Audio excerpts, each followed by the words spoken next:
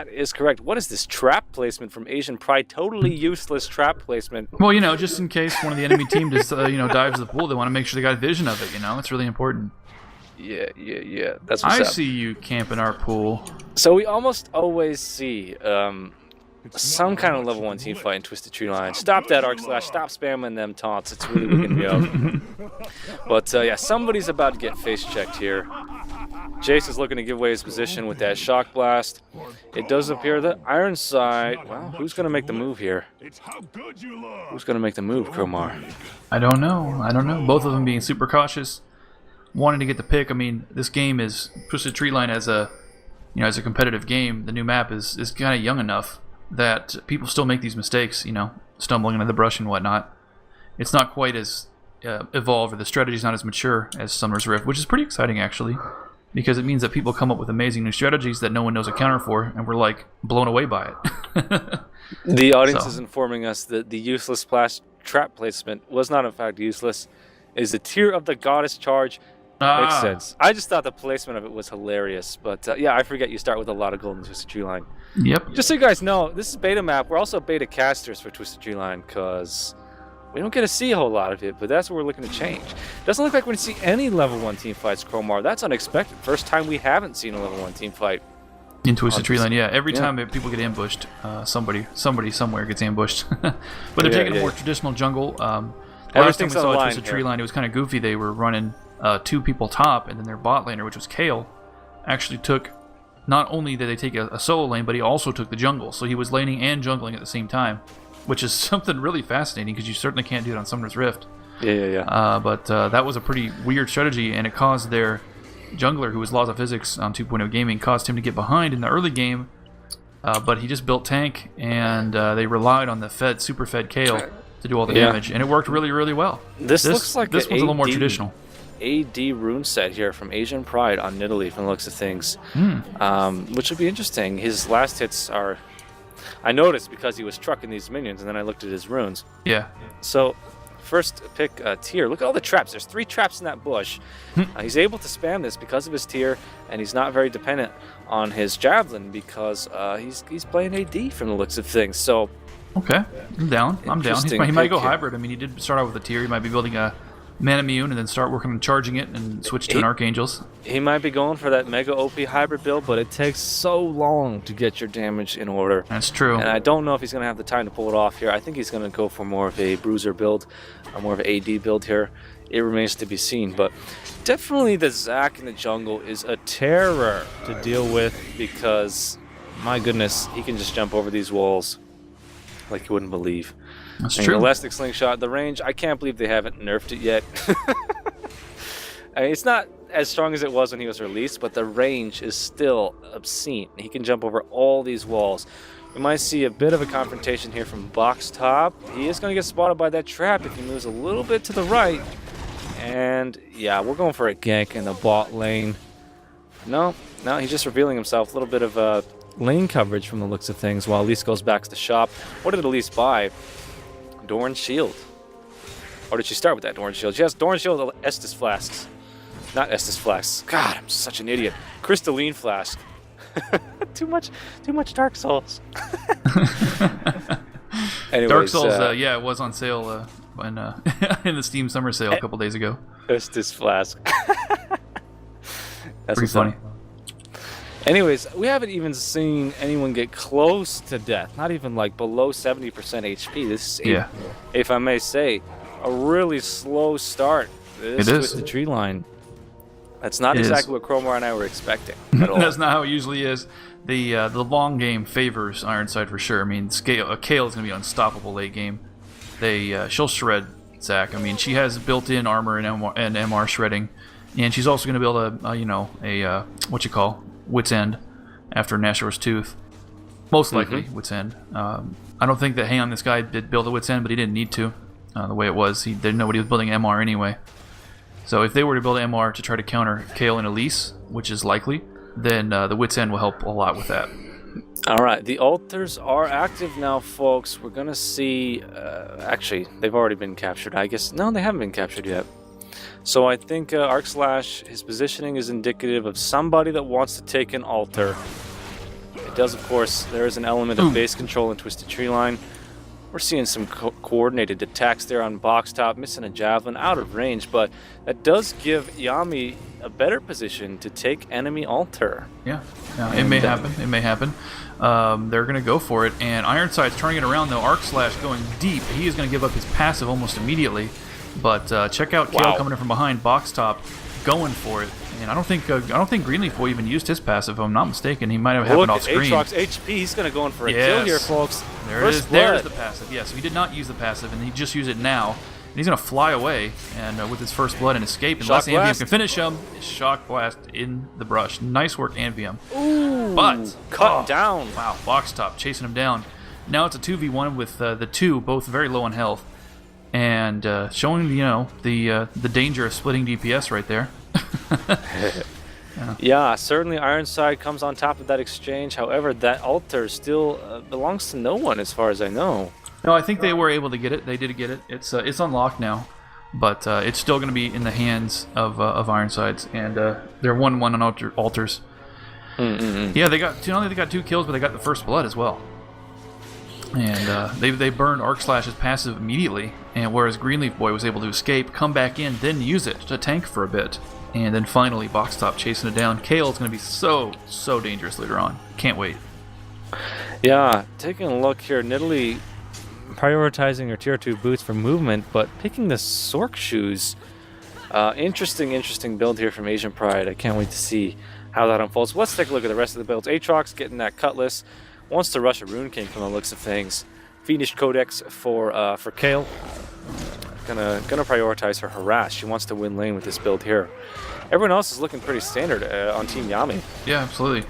And Greenleaf Boy kind of caught, and his passive is down, so he's kind of in trouble. Intervention saving him. And wow, so much damage between both of these winged sword wielders that able to kill Zac that fast. And Asian Pride forces. Yeah, isn't it kind of funny how that worked out? I don't know if they planned that. And the spider is going to chase away the... She's got to be careful with this repel right now.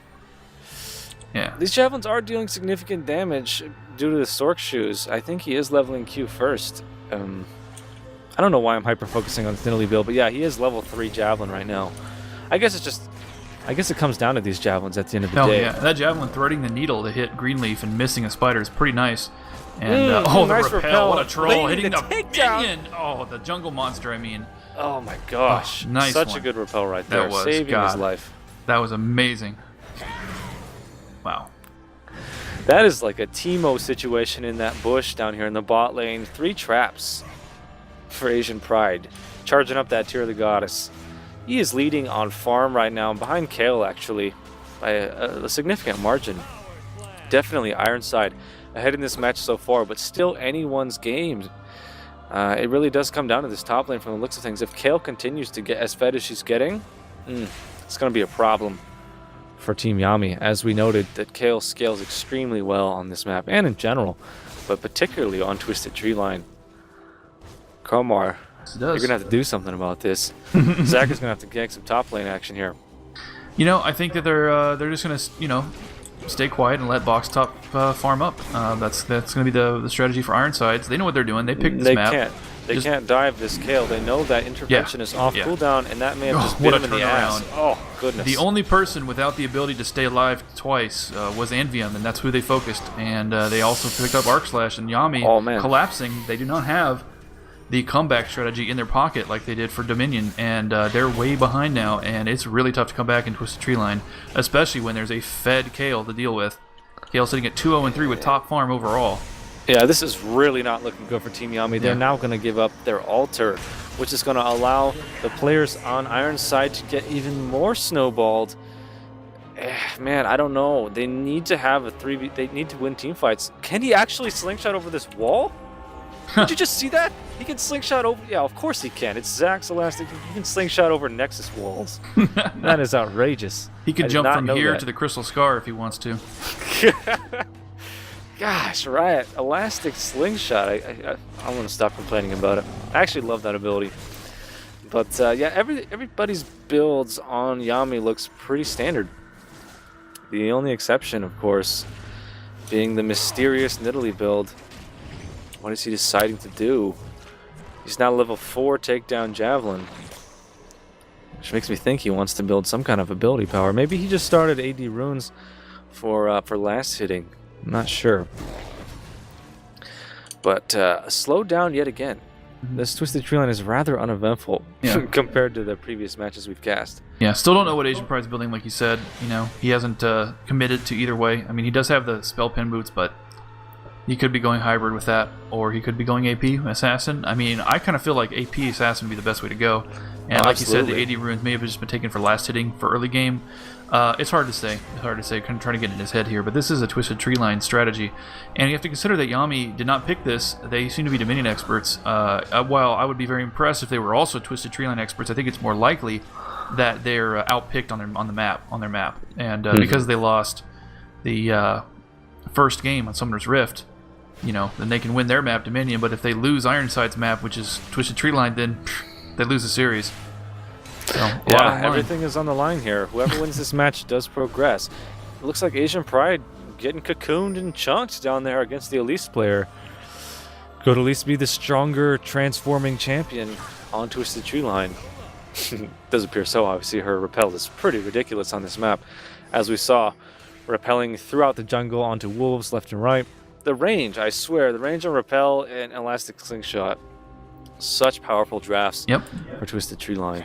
I can't believe Zach can jump from the Nexus into the jungle. It's hilarious. And speaking of jumping, he's going to jump in out of nowhere on a green leaf using the exhaust. Oh, let's bounce used right before the repel. God. Oh my goodness, greenleaf, a repel master. Meanwhile, Ironside secures a Shelob kill up there. The big, what is that big spider called? I just call it spider. Whatever.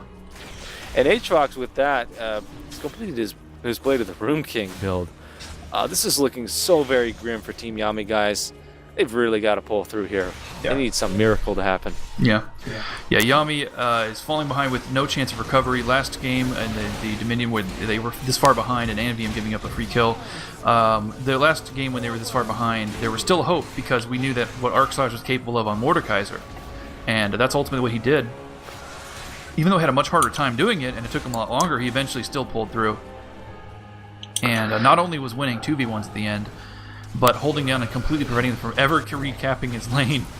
And that's why Yami won. But now the repel range. Oh, it's disgusting. Yeah, absolutely.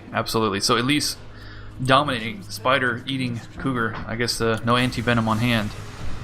And a lot of people don't know that Venomous Bite is actually a pseudo gap close in and of itself. So Elise can chase people like Nidalee so well, man. Her gap close potential is enormous. Yeah. So yeah, Nidalee cannot escape her at this point. He's not fast enough. It does appear he's unveiled his build. His indecisiveness is now revealed as he picks up that needlessly large rod. He is going for a poke build here. He wants to focus entirely. Arcslash. Oh man, popping. They flashed for it, but they're gonna get it. They get his passive, and there you go. Yeah. And they're gonna push this Nexus, or this turret rather. Let me get a little ahead of myself there, but they're going to push this turret and go for the inhibitor right next. Doomed here. There's the repel gap close with the Venomous Bite. Done. No chance. And both winged swordsmen. Practically GG. I mean, Yami's going to have to turn water into wine here if this is going to turn into anything. Yeah. I think Ironside pretty much has this in the bag. Yeah, they do. And this is pretty much a done deal for this game. They're going to force this inhibitor tower. It's only 14 minutes, and they're able to hard dive this because of the 3v2 and because of their general superiority. There's the intervention protecting Greenleaf Boy from the tower damage. Arcslash's elastic slingshot did not get him far enough. And while he's waiting for the cooldown, blocks the killing javelin blow. God, Spiderlings are such a hard counter to javelin. I know. They really Honestly, are. Nidalee in this map is just borderline useless. She hasn't been able to do anything against Elise. And really, you need to roam around with this build, and he's just not able to do so.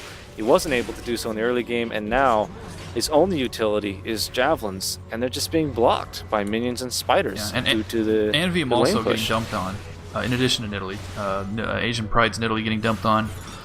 Anvium, ran into too many situations where he was up against a bunch of people with double lives. I mean, they've got Aatrox's double life, they've got intervention, which can work on anybody, including Aatrox, and he kept running into situations where they just focused him first because he needs a GA, I guess. I mean, he needs a GA just to be on the same level as these guys. Yeah, his feed level is reaching critical mass right now. He is 3.2k total, which is actually not that much if you take a look at the farm from Team Yami. But that Rune King rush and just his overall damage output, the way he's utilized his passive all game long, I mean, we were wrong. We didn't know anything about Aatrox in 3v3. Hey, but, I wasn't wrong. I just said I don't know. Which was Right, accurate, right. and now I know. Yeah, I mean, I was saying that Box Hot was going to carry. He's clearly the most fed. He's, top of everything. I think they're totally unstoppable. It's just a matter of waiting for the game to end at this point. Asian Pride buying. They have total ultra control, of course, and it's time to push top lane. Sure, Aatrox will be on his way there soon. Yeah, I'm waiting to see Zach just jump the Nexus right now. I think he's about to do it. Come on, Zach, jump it. Jump it, jump it. No. He's gonna do some base defense here. So this will be the last stand for the most part in the top lane for Team Yami. Either they win this team fight or they lose their inhibitor, their second inhibitor. Nice cocoon. Yeah. Combined with that repel gap close. Just the potential from Elise on this map is staggering. This tower is going to go down in a matter of seconds. They have to make a stand here. Missing javelins is not going to help their cause. No, they can't make a stand here. There's nothing they can do. They're going to give up this inhibitor. Meanwhile, the super minions are already in the base, pushing towards the Nexus. And Ironside's being a little too cautious here. They just need to force this. There's nothing stopping them. Yeah, there's no tower now. They have every advantage in the book. They just need to kill Yami and take down that Nexus. Okay, they were just waiting for the next wave of super minions. The next wave of super minions is there. They're going to force out Amvium. He's going to run away, and they can take this inhibitor for free. Now they've got double inhibitors down. The top lane super minions, however, only just now spawning, and there's going to be some time before they get there. And they're backing off to take Spider one more time. Aatrox is They're going to take solo Spider, you think? Okay, yeah, they are going to take Shelob over here. Maybe she'll web everyone on the map like that. I don't know. There are still some bugs in Twisted Treeline, I think. But look at this. Cannibalization here from Elise. killing her own mother with Venomous Bite. That is disgusting. That is gross. Randuin's Omen now completed for Aatrox. How are they going to stop this player? They couldn't. They couldn't stop him even if it was a 3v1, man. He could practically 1v3 their team right now. Yeah, he's got his items. Blade of the Rune King and Randuin's unstoppable. Man. Okay, so we're just waiting here. Looks like Kale's going to go back to buy one more item before they go for this push. What about that Cage's lucky pick on Kale? That GP5 in the middle of the game? I don't know. Nah, he had it for a while. No, so there you go. Blackfire Torch for Kale. Kale going for all AP damage, it looks like. Basically forcing them to build MR, but they aren't building MR. Yami has not built any MR at all. Yeah, this is like a straight up base defense right here from Team Yami. There's very little they can do to prevent this last push. Ironside has the super minions, they have the items, they have the superior team fight. Yeah. I think this is pretty much the nail in the coffin here for Team Yami, which is sad. Master Race. Yeah, after the first two games were so epic, this one just, man, they picked Twisted Treeline. They're like, we have a strategy for this, and they don't, and we're going to crush them. I mean, there's no comeback from this.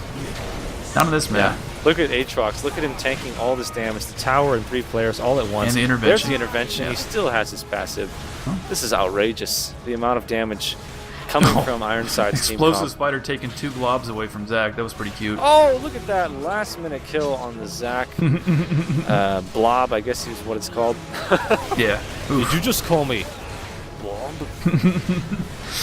All right, guys. Sorry that game wasn't too competitive, but if you have ever been curious about how to play Twisted Treeline, all you got to do is keep an eye on these guys, Ironsides. Watch them how they play Elise and Aatrox and Kale, and replicate that, because that's how it's done. I think the more wings you have in Twisted Treeline, the better you do. They had 4 wings, and Yami had Elise 0. kind of has wings too. Like, look at this angle on Elise. She's got some wing action going on in there, I think.